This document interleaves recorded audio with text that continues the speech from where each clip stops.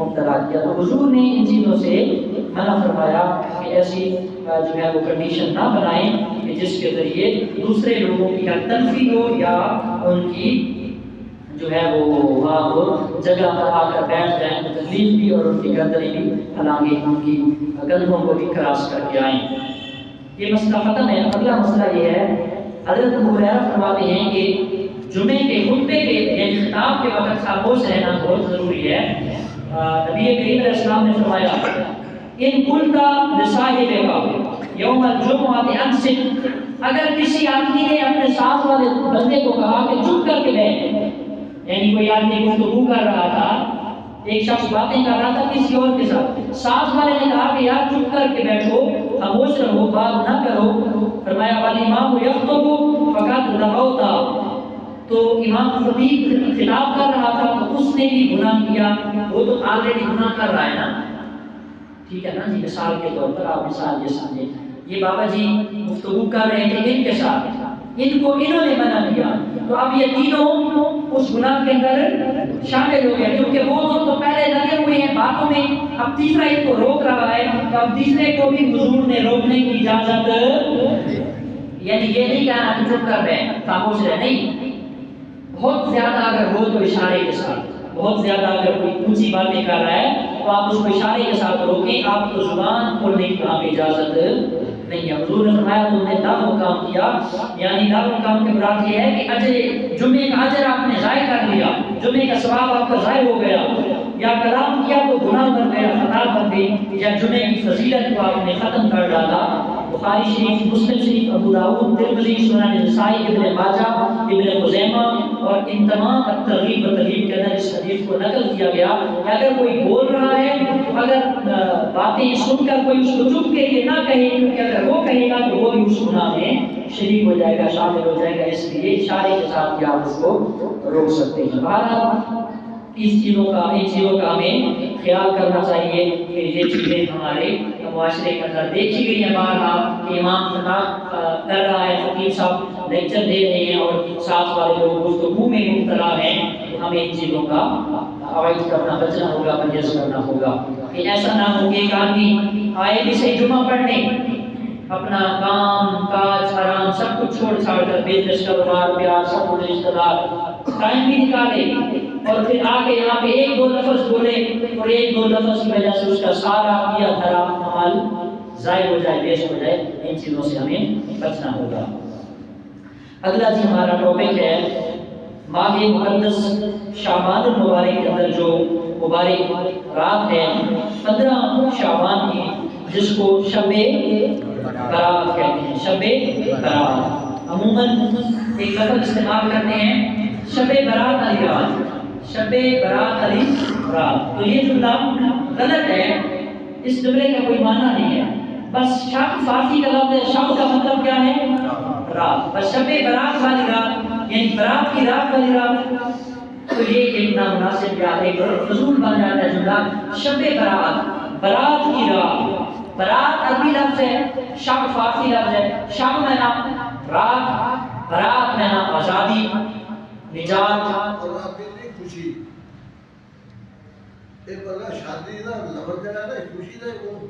آپ سمجھ نہیں رہے، شب برات یہ جو 15 شعبان کی رات ہے، بارات نہیں، شادی نہیں،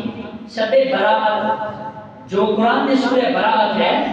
سورہ برات، ٹھیک ہے، برات مطلب آزادی والی رات۔ وہ آزادی کیوں ہے وہ آگے جا کے آپ حدیث میں سنیں گے، وہ بزرگوں کو تھوڑا سا مسٹیک ہو گئی ہے، بارات جو شادی وغیرہ ہوتی ہے وہ نہیں، شب برات آزادی والی رات، تو اس کا اسلام کے اندر بہت زیادہ اہمیت کی حامل ہے یہ رات، اور اس میں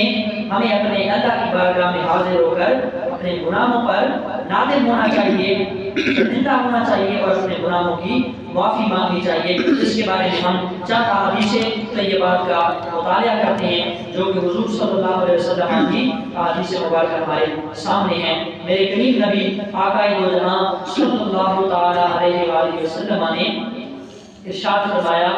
کہ لوگوں ایک مبارک رات ایسی ہے، ایک برکت والی اور عزت والی اور قدر و منزلت والی رات ایسی ہے کہ اس رات کے اندر اللہ رب العزت اپنے بندوں کی بغیر حساب کے بخشش فرما دیتا ہے، اپنے بندوں کی بغیر حساب کے بخشش اور مغفرت فرما دیتا ہے۔ تو پوچھا گیا کون سی رات؟ تو حضور نے فرمایا وہ نصف شعبان کی رات، 15 شعبان کی رات ہے، جس دن اللہ تعالیٰ اپنے بندوں پر خاص کر نوازی فرماتا ہے اور پھر اپنی رحمت کے دروازے کھول کر اپنے بندوں کو دوزخ سے نجات عطا فرماتا ہے۔ تو شب برات، شب فارسی کا لفظ جس کا معنی ہے رات، برات کا معنی ہے آزادی، یعنی آزادی والی رات، آزادی والی رات۔ تو اب اس آزادی والی رات کا مطلب یہ نہیں ہے کہ ہم آزاد ہو جائیں، جیسا کہ ہمارے مسلم سوسائٹی کے ساتھ سوسائٹی کے اندر بڑا ایک المیہ اور بڑا درد ہے۔ اب تو کچھ جو ہے وہ کنٹرول ہے، لیکن پھر شروع ہو گیا پٹاخے بازیاں وغیرہ کو انشاءاللہ آگے چل کر میں بتاتا ہوں۔ حضرت اسامہ بن زید رضی اللہ تعالیٰ عنہ فرماتے ہیں کہ میں نے حضور کی خدمت میں عرض کیا، یا رسول اللہ صلی اللہ علیہ وسلم، جتنے روزے آپ ماہ شعبان میں رکھتے ہیں میں نے آپ کو کسی اور مہینے میں اتنے روزے رکھتے ہوئے دیکھا نہیں ہے۔ یعنی رمضان المبارک کے 30 فرض روزوں کے علاوہ جو باقی 11 مہینے اسلامی ہیں، ان 11 اسلامی مہینوں میں سب سے زیادہ میرے مصطفیٰ کس مہینے میں روزے رکھتے تھے؟ ماہ شعبان المعظم شریف، شعبان المبارک شریف کے روزے حضور رکھا کرتے تھے۔ تو صحابی نے پوچھا اسامہ بن زید، میں نے عرض کیا یا رسول اللہ اتنے روزے آپ رکھتے ہیں، اس کی کیا وجہ ہے؟ فرمایا ھذا شہر، یہ وہ مہینہ ہے کہ جس مہینے کی فضیلت سے لوگ غفلت میں پڑے ہوئے ہیں، جس مہینے کی فضیلت سے لوگ اس میں جی غفلت میں پڑے ہوئے ہیں۔ فرمایا یہ مہینہ رجب اور رمضان کے بیڑ میں ہے، درمیان میں ہے۔ فرمایا وہ شہر، ایسا مہینہ ہے شعبان کا، ترفع فیہ الاعمال، اس مہینے میں اللہ کی بارگاہ میں اعمال اٹھائے جاتے ہیں۔ یہ جیسے کام کر رہے ہیں پارک کے پیچھے خلوت جلوت میں جو ہم کام کر رہے ہیں، چاہے نیکی کے ہیں یا برائی کے ہیں، یہ سارے کام شہر ترفع فیہ الاعمال، اس مبارک مہینے شعبان میں اللہ کی بارگاہ میں ہمارے اعمال پیش کیے جاتے ہیں۔ فرمایا الہ رب العالمین واحب ان یرفع عملی وانا صائم، اے پوچھنے والے صحابی کہ میں شعبان کے اکثر روزے کیوں رکھتا ہوں؟ حضور نے فرمایا اس لیے جبکہ سارے لوگوں کے اعمال اللہ کی بارگاہ میں جاتے ہیں، فرمایا میں پسند کرتا ہوں، میں چاہتا ہوں کہ میرے اعمال اپنے رب کی بارگاہ میں جائیں تو محمد مصطفیٰ اس دن روزے کے ساتھ ہوں، اس دن روزے کے ساتھ۔ رمضان المبارک سے پہلے یہ شعبان کا مہینہ آیا تو حضور روزے رکھنا شروع کروا دیتے تھے، اور اس لیے رکھتے تھے تاکہ میرے عمل اللہ کی بارگاہ میں جائیں اس حال میں کہ میں روزے سے ہوں، میرے اعمال اٹھائے جائیں تو میرا روزہ ہو۔ یہ امت کو کیا تھا؟ میسج تھا، امت کو تبلیغ تھی، امت کو باز و نصیحت تھی، امت کو چاہیے کہ وہ شعبان مبارک کے روزے رکھیں۔ اور اس کے بارے میں حدیث پاک کا مفہوم ہے، حضور نے فرمایا کہ شعبان کے روزے تو رمضان کا استقبال ہے، رمضان کا استقبال ہے۔ آج بھی ہمارے خوش نصیب بزرگ ہیں جو شعبان کے کافی روزے رکھتے ہیں، دیگر مہینوں میں بھی ایام عید کے روزے 13, 14, 15 چاند کی روزے پکا رکھتے ہیں۔ کئی خوش نصیب بزرگ ہمارے اسی گاؤں میں موجود ہیں۔ تو یہ رمضان المبارک کی اصل میں پروپیگیشن اصل میں جاری ہے، تو اس میں ہمیں بھی چاہیے کہ ہم روزے رکھیں تاکہ ہمارے عمل بھی اللہ کی بارگاہ میں جائیں تو ہمارا بھی روزہ ہونا چاہیے۔ حضور تو گناہوں سے پاک ہیں، معصوم ہیں، گناہوں کا وعدہ، گناہوں کی وہ حرص آپ کے اندر نہیں رکھی گئی۔ انبیاء معصوم ہوتے ہیں اور سید الانبیاء سب سے زیادہ معصوم ہیں، سارے نبی معصوم، گناہوں سے پاک، لیکن حضور پھر بھی روزہ رکھ کر امت کو یہ میسج دے رہے ہیں کہ شعبان کے روزے رکھے جائیں تاکہ اللہ کی بارگاہ میں عمل جائیں تو روزے کے ساتھ۔ حضور علیہ السلام کی پیاری زوجہ پاک، مومنوں کی ماں، ام المومنین سیدہ عائشہ صدیقہ رضی اللہ تعالیٰ عنہا سے نبی ہے، حضور علیہ السلام شعبان کے پورے مہینے کے روزے رکھا ہے۔ شعبان کے ہم نے تو شاید ایک ہی رکھا ہو، ایک دن رکھا ہو، آج 8 تو ہو گئی ہے شعبان کی غالباً، تو ہمیں چاہیے کہ شعبان کے روزے رکھیں جتنا ممکن ہو سکے۔ جو اگر صحت اجازت دیتی ہے، میرے نوجوان بھائی میرے سمیت یا جو بزرگ صحت مند ہیں انہیں بھی چاہیے کہ وہ شعبان کے روزے رکھیں تاکہ حضور علیہ السلام کی سنت پہ عمل ہو جائے۔ اور میں نے عرض کیا حضرت عائشہ صدیقہ فرماتی ہیں یا رسول اللہ صلی اللہ علیہ وسلم سب مہینوں میں سے آپ کو رمضان کے بعد شعبان کا روزہ، شعبان کا مہینہ زیادہ فضیلت والا، زیادہ پسند ہے؟ تو فرمایا جی ہاں اے عائشہ، اللہ تعالیٰ ہر شعبان میں، ہر سال شعبان کے مہینے میں ہر انسان کی، ہر بشر کی، ہر زندہ چیز کی موت کو لکھ دیتا ہے۔ فرمایا فَأُحِبُّ أَن يَأْتِيَنِي أَجَلِي وَأَنَا صَائِمٌ، مجھے یہ بات پسند ہے کہ میری موت آئے تو روزے کی حالت میں آئے، میری موت آئے تو میں وصال کروں، اللہ کے پاس جاؤں تو کس حالت میں؟ کس حالت میں؟ روزے کی حالت میں۔ مجھے یہ پسند ہے کہ میں اللہ کی بارگاہ میں جاؤں تو میں روزے کے ساتھ جاؤں، اس لیے حضور اکثر روزے رکھا کرتے تھے۔ بخاری اور مسلم کی روایت ہے، حضرت ام المومنین کی فرماتی ہیں حضور علیہ السلام شعبان کا پورا مہینہ روزہ رکھتے تھے، ایسا لگتا تھا کہ اب حضور کبھی روزہ نہیں چھوڑیں گے رمضان کا، اور فرمایا کہ اے لوگوں تم اپنی طاقت کے مطابق اختیار کرو نیک اعمال، یہ نہ ہو کہ بندے کو نیک عمل کرنا مہنگا پڑ جائے۔ اسلام کے اندر اس چیز کی بھی اجازت، اسلام ایک مکمل وے آف لائف ہے، اسلام ایک مکمل ضابطۂ حیات ہے، اسلام ایک مکمل دین ہے، ایک مکمل زندگی ہے۔ یہ انسانیت کو اوکھا، یہ تنگ نہیں ہونے دیتا، اوکھا نہیں کرتا۔ لا یکلف اللہ نفسا الا وسعها، اللہ کسی کو تکلیف میں نہیں ڈالتا مگر اتنی جس کے اندر اس کی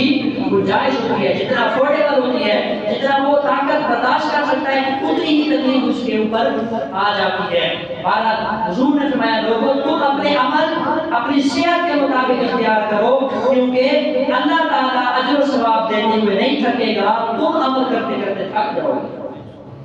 تم عمل کرتے کرتے تھک جاؤ گے۔ اس لیے حضور نے فرمایا تم اپنی صحت، اپنے حالات اور اپنی تمام تر ایکٹیویٹیز اور مصروفیات کو دیکھ کر ہی عمل صالح اختیار کرنا، لیکن فرض واجب کو وہ مکمل کرنا ہے نا۔ یہ نہیں ہے کہ بندہ بس تھوڑا جا سر درد ہوئے تو سر رکھ کے بیٹھ جائے کہ میں نماز نہیں پڑھنی کہ میری طبیعت ٹھیک نہیں ہے، نہیں ایسا نہیں۔ مطلب یہ نفلی عمل، مستحب عمل کی بات ہو رہی ہے کہ ایک شخص پوری رات جاگتا رہے، مستحب کام، پوری رات نفل پڑھتا رہے، نفلی چیز مستحب کام، اور صبح اٹھ کے مسجد بھی نہ آئے تو نیند آ جائے تو اس کے فرض رہیں گے، اس کی جماعت کے ساتھ نماز جو واجب تھی وہ رہیں گے، تو اب اس کے پوری رات جاگنے کا کوئی فائدہ نہیں۔ حضور صلی اللہ علیہ وسلم نے ارشاد فرمایا شعبان المبارک کے مہینے کے بارے میں، حضرت معاذ بن جبل رضی اللہ تعالیٰ عنہ، انتہائی خوبصورت حدیث ہے۔ قال النبی صلی اللہ علیہ وسلم یطلع اللہ الى جمیع خلقہ لیلۃ النصف من شعبان فیغفر لجمیع خلقہ الا لمشرک او مشاحن او مدمن الخمر۔ اے کریم آقا لجپال نبی احمد مجتبی مکین گنبد خضرا، امت کے پیارے نبی، اس امت کے سہارے نبی، عالی عالم احمد مجتبی حضرت محمد مصطفیٰ صلی اللہ علیہ وسلم کا فرمان عالی شان ہے، جس کا مفہوم ہے لوگوں اللہ تعالیٰ 15 شعبان کی رات اپنی تمام مخلوقات کی طرف نظر رحمت فرماتا ہے۔ اللہ تعالیٰ تمام مخلوقات کی طرف رحمت کی نگاہ فرماتا ہے۔ فرمایا جب زمین والوں پر ایک بار نظر رحمت آ جاتی ہے، اللہ 70 سالوں کے لیے عذاب اٹھا لیتا ہے۔ ایک کریم نبی نے فرمایا اللہ تعالیٰ مخلوق کی طرف رحمت کی نگاہ فرماتا ہے، پھر اپنی تمام مخلوق کو، تمام بندوں کو، تمام انسانیت کو بخش دیتا ہے، مغفرت فرما دیتا ہے۔ جو بھی اس سے مغفرت طلب کرے، جو بھی میرے رب کی بارگاہ میں آ جائے، اللہ سے معافی مانگ لے، اللہ سارے لوگوں کی بخشش کر دیتا ہے۔ 3 لوگوں کے سوا ہر ایک کی بخشش کر دی جاتی ہے۔ فرمایا پہلا مشرکین، اللہ کے ساتھ کسی اور کو شریک کرنے والا، اللہ کی ذات، اللہ کی صفات، اللہ کے کمالات کے ساتھ کسی اور کو شریک کرنے والا، کسی اور کو خدا سمجھنے والا، کسی اور کو عبادت کے لائق سمجھنے والا اس رات اس بد نصیب کی اس بدبخت کی مغفرت نہیں کی جائے گی، باقی سارے لوگوں کی مغفرت۔ دوسرے نمبر پہ فرمایا او شاہدین، کسی مومن بھائی کا دل میں کینہ رکھنے والے کی بھی بخشش، دلوں صاف کروا جتنے مرضی نفل پڑھ لیں ہم، دل کے اندر مسلمان کا کینہ ہوا تو بخشش، لاکھ تہجد پڑھ تو لاکھ بار مفتی بن جا، عالم بن جا، گلے پھاڑ پھاڑ کے تقریریں کر، قرآن سنا، جھاڑو لگا، اذانیں دے، تکبیریں پڑھ، خیراتیں کر، مومن کا جو ہے سینہ اگر اس کے اندر کینہ ہے، اللہ کی قسم میرے نبی کا فرمان ہے اس کی بخشش نہیں ہوگی، اس کی مغفرت نہیں ہوگی۔ اس لیے دلوں سے کینوں کو نکال دو، نفرتوں کو مٹا دو، جلالتوں کو باہر پھینک دو، محبتوں کا درس دیا کرو۔ میرے نبی نے ساری زندگی محبت کا درس دیا ہے، انسانیت کا پیار سکھایا ہے، انسانیت کے ساتھ ہمدردی اور جذبہ ایثار اور سیکریفائی کرنا سکھایا میرے نبی نے۔ فرمایا اللہ سارے لوگوں کی بخشش کر دیتا ہے، مشرک کی بخشش نہیں ہے اور کینہ پرور کی بخشش کی نہیں ہے۔ اس طرح ہم اپنے عملوں پہ فخر کرنے والے، اپنے تہجدوں پہ غرور و گھمنڈ رکھنے والے لوگ ہیں، لیکن ہمارے دلوں کے اندر کئی کئی مومنوں کا بغض ہے، ہمارے سینوں کے اندر کئی کئی مسلمانوں کا ہم جو ہے وہ نفرت کا بیج بو چکے ہیں، اور وہ ہم مٹانے کو، وہ بیج کاٹنے کو، وہ فصل جڑ سے اکھاڑ پھینکنے کی ضرورت ہے۔ ہم وہ فصل لگائے ہوئے بیٹھے ہیں اور ہم کہہ رہے ہیں کہ بخشے جائیں گے، نمازیں پڑھی جاؤ، تہجدیں پڑھی جاؤ، لیکن اگر دل کے اندر کینہ ہے، سینے کے اندر کینہ موجود ہے، کبھی بخشش نہیں ہوگی۔ کیوں؟ میرے نبی کا فرمان ہے دنیا ادھر کی ادھر ہو سکتی ہے، آپ رو رو کر اپنی داڑیاں کر لیں، اپنے کپڑے بھگو لیں، اپنی مسجد کی وہ جگہ اپنے آنسوؤں سے گیلی کر لیں، بخشش نہیں ہوگی جب تک دل کے اندر مومن کا سینہ پاک نہیں ہوگا۔ سینے کے اندر نفرت ہوگی، دل کے اندر آپ کینہ پرور ہو کر، بغض رکھ کر، عداوت، دشمنی، منافقت رکھ کر، اگر کسی چاہے اگلے بندے کا قصور ہے یا نہیں ہے، اور درد یہ ہے ہم تو بغیر قصور کے لوگوں سے منافقت کرتے ہیں، کوئی قصور نہیں اگلے بندے کا، بس اپنی منمانی اور اپنا ایک دل کی بھڑاس اور غصہ، کوئی بیس لیس بات ہوتی ہے، کوئی بنیاد نہیں ہوتی، کوئی اس بات کی حقیقت نہیں ہوتی، بغیر بنیاد کے ہم کسی مومن بھائی کا جو ہے وہ دل میں بغض پال رہے ہوتے ہیں اور ہم سمجھ رہے ہیں کہ ہم نیک ہیں۔ حضور کی حدیث پاک کا مفہوم ہے تم نمازیں پڑھ لو، تم تہجدی بن جاؤ، تم حاجی بن جاؤ، تم سخی بن جاؤ، خیرات کرنے والے بن جاؤ، عالم، مفتی، پیر، سید، جو کچھ بن جاؤ، اگر دل کے اندر مومن کا پیار نہیں ہے تم نیک کبھی نہیں بن سکتے، تم مسلمان کہلانے کے حقدار نہیں ہو۔ حضور کی حدیث کئی بار آپ نے سنی ہے، کئی بار بھائی بورڈ پہ بھی لکھی گئی ہے، اور جگہوں سے بھی آپ نے سنا ہوگا۔ سرکار نے فرمایا من سلم المسلمون بلسانہ ویدہ، یا رسول اللہ مسلمان کون ہے؟ مسلمان کون ہے؟ فرمایا من سلم المسلمون بلسانہ ویدہ، مسلمان ہے ہی کوئی جس کے ہاتھ اور جس کے زبان سے دیگر لوگ محفوظ رہیں، دیگر لوگ امن میں ہوں، سلامتی میں ہوں، محفوظ ہوں۔ لیکن ہم تو کتنے لوگوں کے ساتھ دشمنیاں پالے بیٹھے ہیں، کتنے لوگوں کے ساتھ ہمارے دلوں کے اندر کینہ موجود ہے، بغض موجود ہے، نفرت موجود ہے۔ یہ کیوں ہے؟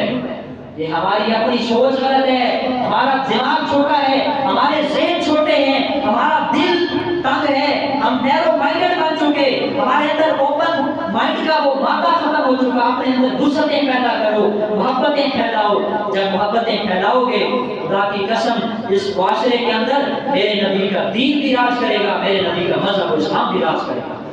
نعرہ تکبیر، نعرہ رسالت، یا رسول اللہ، نعرہ حیدری، نعرہ غوثیہ، یا رسول اللہ۔ فرمایا سارے لوگوں کی اللہ بخشش کر دیتا ہے، مشرک، کینہ پرور اور مدمن الخمر، عادی شرابی، جو شراب کا عادی ہو، شراب پینے والا ہو، اس بندے کی بخشش اس رات بھی نہیں کی جاتی۔ حضور صلی اللہ علیہ وسلم کی پیاری زوجہ پاک उम्मुल मोमिनीन सैयदा आयशा सिद्दीका फरमाती हैं, रात के वक्त मेरी आंख खुली, मैंने देखा हुजूर सजदे में हैं हुजूर। इतना लंबा सजदा किया, इतनी तवानत दी, इतना तवील सजदा फरमाया। हजरत आयशा की आंखों से आंसू और परेशान और हैरान गुमान किया कि लगता है कि हुजूर दुनिया से, बोलो दुनिया से, इतना लंबा सजदा किया, दुनिया से पर्दा करके हुजूर, ये गुमान किया हजरत आयशा ने। तो आई हुजूर सजदे में थे, हुजूर के मुबारक पाँव की अंगूठे को हरकत दी तो हुजूर हरकत करने लगे तो कहा हुजूर जिंदा है, हयात है।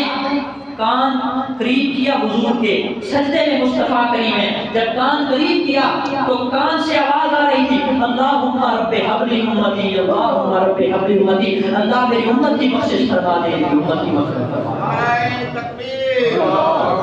नारे रिसालत, नारे हैदरी, नारे गौसिया, ताजदारे खत्मे नबुव्वत।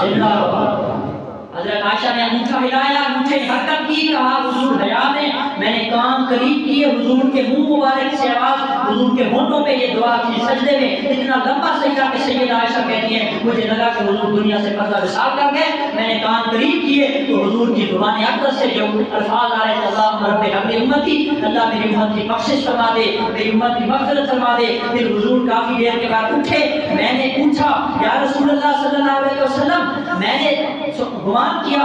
मैंने आइडिया सोचा, मैंने समझा कि हुजूर दुनिया से पर्दा फरमा गए। फरमाया आयशा नहीं, मैं आपसे बेवफाई अभी नहीं कर रहा, मैं अभी अपने रब के पास नहीं जा रहा, बल्कि आयशा तुम जानती हो ये कौन सी रात है। अर्ज़ किया बल्ला हो रसूलुहु आलम, अल्लाह और उसका रसूल बेहतर जानते हैं, अल्लाह और उसका रसूल ही जानते हैं ये कौन सी रात है। फरमाया हाजा निस्फ़ु शाबान, फरमाया ये शाबान की 15वीं रात है। इस रात अल्लाह अपने बंदों की तरफ नजर रहमत फरमाता है, व युअख़्खिरु अहला ज़िक्रि कमा हुम, लेकिन जो दिल में लोगों का, मोमिन भाइयों का कीना, बुग़्ज़, अदावत और मुनाफ़िक़त रखते हैं, फरमाया उन लोगों पर अल्लाह ताला नजर रहमत नहीं फरमाता, रहमत की निगाह से इस रात को भी वो बदनसीब महरूम कर दिए जाते हैं, वो बदनसीब महरूम कर दिए जाते हैं। जो किसी मोमिन भाई का दिल के अंदर कीना और बुग़्ज़ रखते हो, मुनाफ़िक़त और अदावत रखते हो, चाहे उनका कसूर है या नहीं है। हमारे अंदर कई लोग सोसाइटी के अंदर मौजूद हैं, कसूर नहीं है फिर भी कीना, कसूर है फिर भी कीना, नफरत और मुनाफ़िक़त। और फिर मजे की बात, दोगला पॉलिसी और टू फेस ये हैं कि मिलते भी हैं, हम उनसे मिलते भी हैं, जिसके साथ मुनाफ़िक़त है ना, जिसके साथ कीना, बुग़्ज़ और नफरत और अदावत है, उसको हम मिल भी रहे होते हैं और दिल में कीना भी होता है। क्यों जी,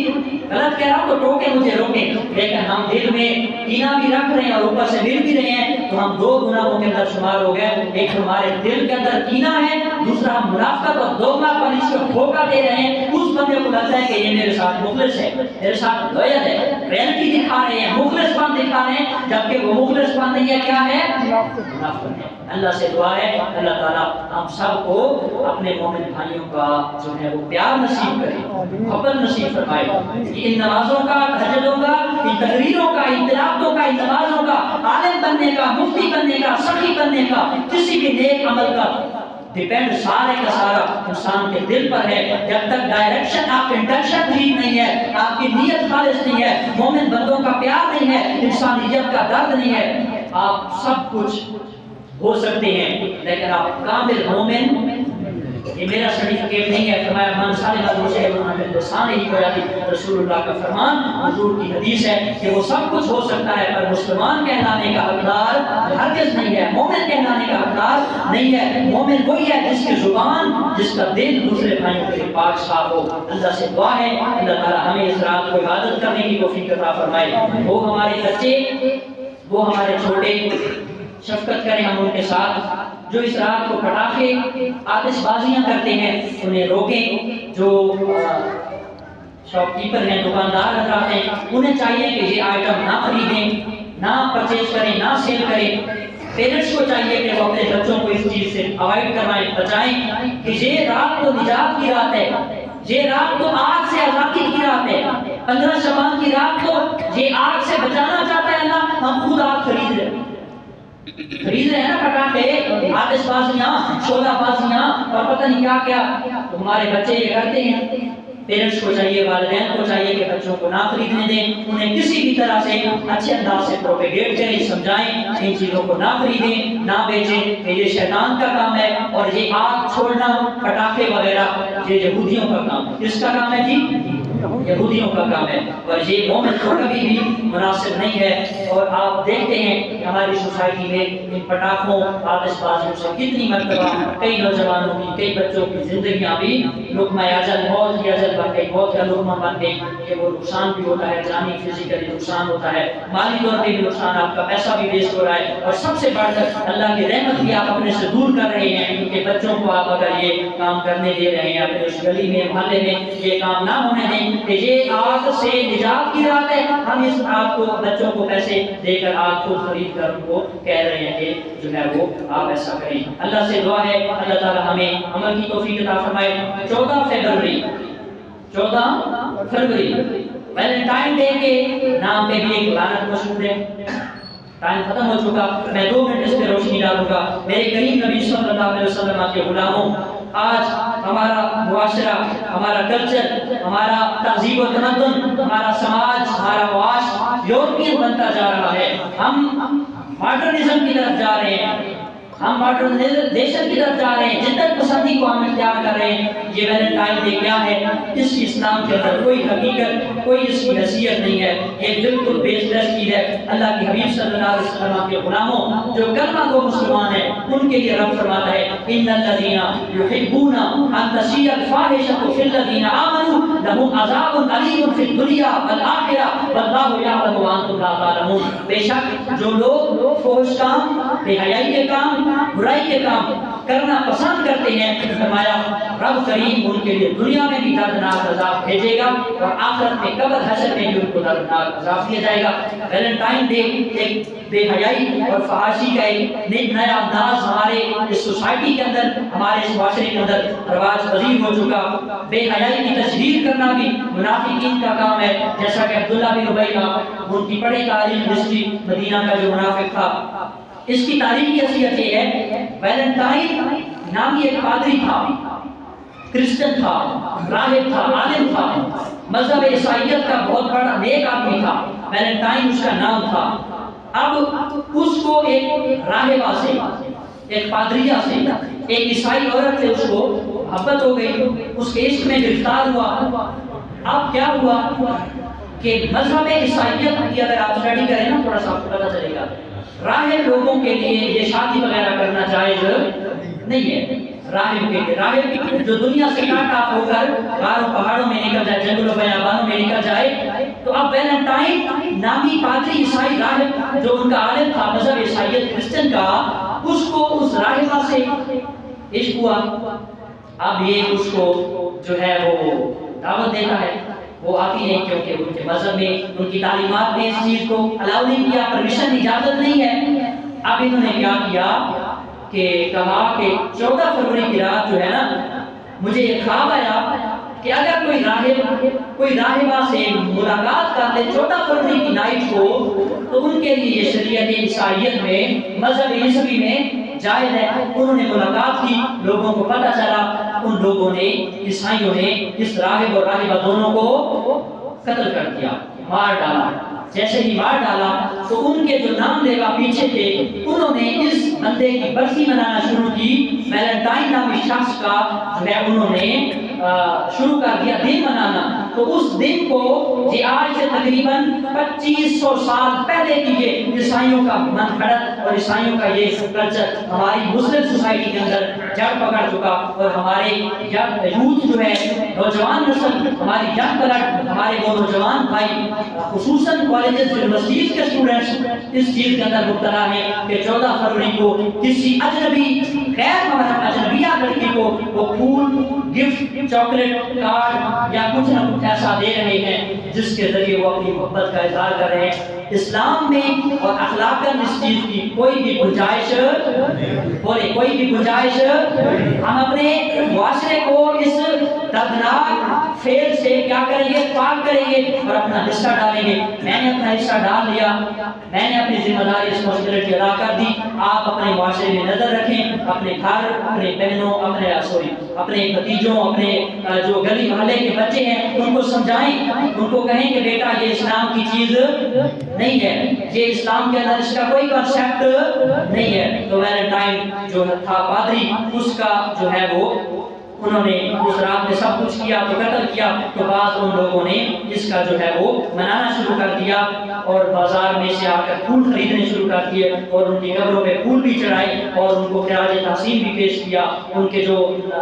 پسند کرنے والے تھے, راہب اور راہبہ کے بعد جو مریدین وغیرہ ان کے چاہنے والے, تو اس دن سے یہ پھول کا وہاں سے کنسیپٹ ملا. تو آج مسلم معاشرے کے اندر میں اسی حدیث پہ بخاری شریف کتاب الادب حدیث نمبر 6120 6120 نمبر حدیث انٹرنیشنل, حضور کا فرمان ہے فرمایا اذا لم تستحی فاصنع ما شئت, جب تیرا حیا ختم ہو جائے پھر جو مرضی کر, کوئی تجھے پوچھنے والا.